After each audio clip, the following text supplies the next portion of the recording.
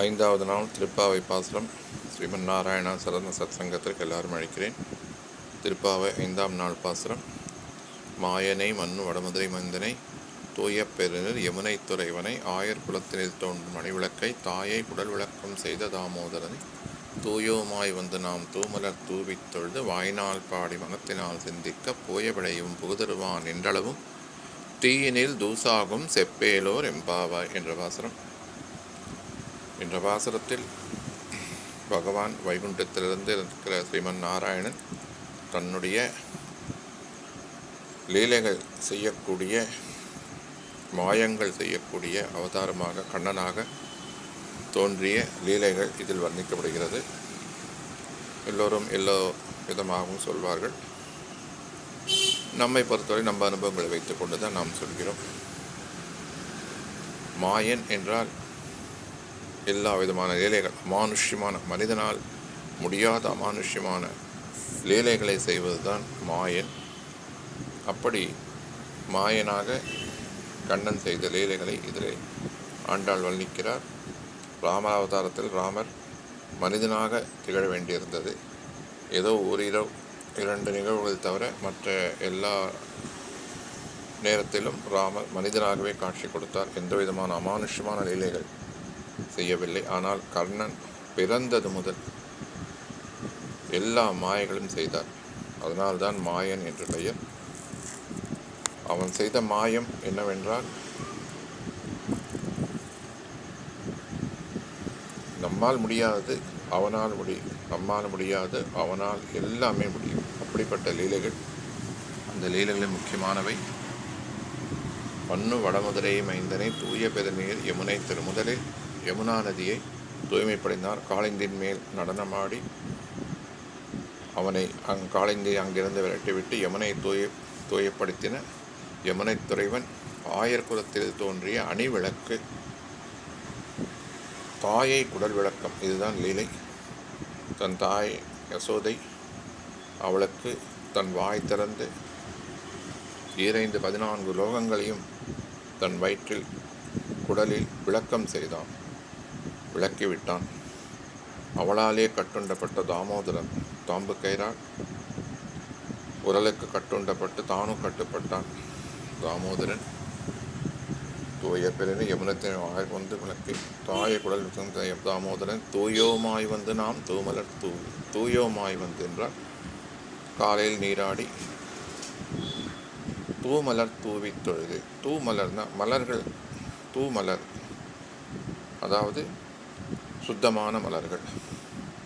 மலர்கள் எல்லாமே சுத்தம்தான். ஏன் தூர் மலர்கள் என்று சொல்கிறார் என்றால், மனம் என்பது நம் ஆன்மா, நம்மளுடைய மனம்.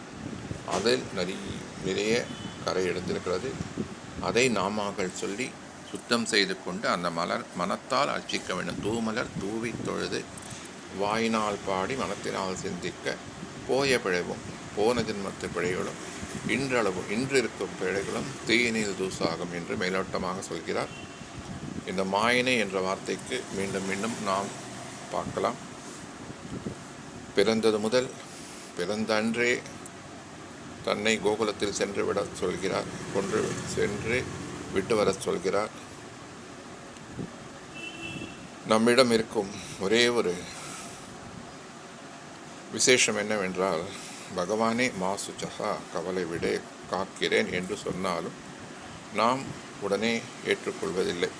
நம்மளுடைய சந்தேகங்கள், பயங்கள் நம்மை அப்படி செய்ய விடுவதில்லை. ஆனால் அவன் நம்மிடம் எதிர்பார்ப்பது நாம் சரி என்று சொல்ல வேண்டியதுதான். எப்படி என்றால், அர்ஜுனனே எல்லா கர்மயோகம், ஞான யோகம், பக்தி யோகம் எல்லாம் சொல்லிவிட்டு இவற்றை நீ எடுத்து செய்ய வேண்டும், எதையாவது எடுத்து செய்ய வேண்டும், என் சொல்படி நடக்க வேண்டும். அப்படி நடக்கவில்லை என்றால் அழிந்து போவாய் என்று கூட சொல்கிறார், பயமுறுத்துகிறார், விஸ்வரூபமே காட்டுகிறார். அப்பொழுது கூட அவன் மேல் கேள்வி கேட்டுக்கொண்டே இருக்கிறான். கடைசியாக அவர் போகிற போக்கில் சாதாரணமாக சொன்னது, எல்லா குழப்பங்களையும் தர்மங்களையும் விற்று என்னை மட்டும் சரணம் பற்று, கவலை விடு, நான் காக்கிறேன், மாமேவ சரணம் ரஜ அகம் துவா சர்வபாபேபியோ மோக்ஷயிஷ்யாமி மா சுச்சகா. எந்த தெய்வமும் இந்த வார்த்தை சொல்லதில்லை, நம் தெய்வங்கள் தவிர. யாமிருக்க பயமேன் என்று நம் தெய்வம் சொல்கிறது.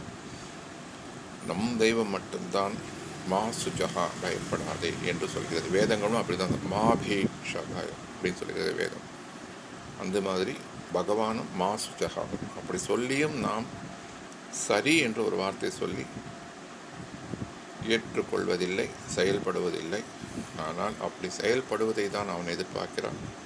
தன்னை கோபுரத்தில் விட்டு வர சொன்னவுடன் சகதேவர், வசுதேவர், மழையாக இருக்கிறது, இருட்டாக இருக்கிறது, விலங்குகள் போட்டிருக்கிறது, காவலால் இருக்கிறார்கள், கோகுலம் எங்கோ இருக்கிறது, எப்படி செல்வது என்றெல்லாம் கேட்கவே இல்லை.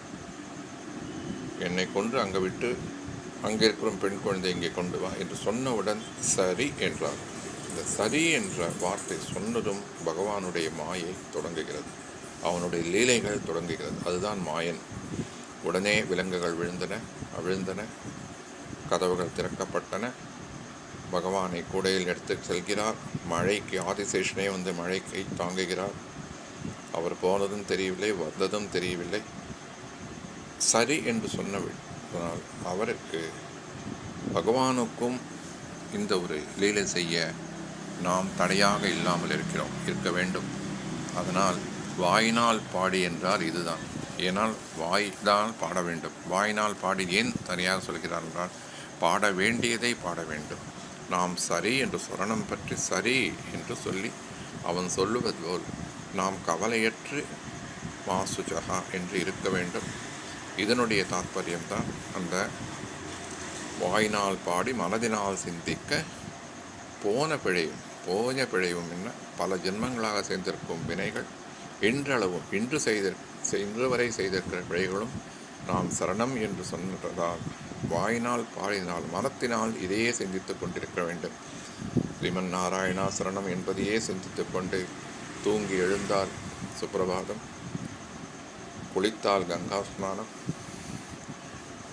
உண்டால் நைவேத்தியம், அர்ச்சித்தால் தேவ பூஜை, நடந்தால் தீர்த்த யாத்திரை, மீண்டும் உறங்கினால் கூட யோக நித்ரை. இப்படி நாமாசரணம் சொல்லிக்கொண்டே நாம் வாயினால் பாடி மனதினால் சிந்திக்க பகவானுடைய வார்த்தைகளை அப்படியே ஏற்க வேண்டும். மா சுஜகா என்றால் சரி என்று நாம் அவனுடைய செயலுக்கு நாம் தயாராக இருக்க வேண்டும். இதைத்தான் ஆண்டாள் சொல்கிறார். அப்படி இருந்தால் நம்முடைய வினைகள், சென்ற வினைகளும் இன்றையவரில் செய்த வினைகளும் அனைத்துமே தீயினில் தூசாகும் செப்பு. அதனால் நீங்கள் சொல்லிக்கொண்டே இருங்கள் என்று ஆண்டாள் சொல்கிறார். ஸ்ரீமன் நாராயணா சரணம். ஆண்டாள் திருவிடைகளே சரணம்.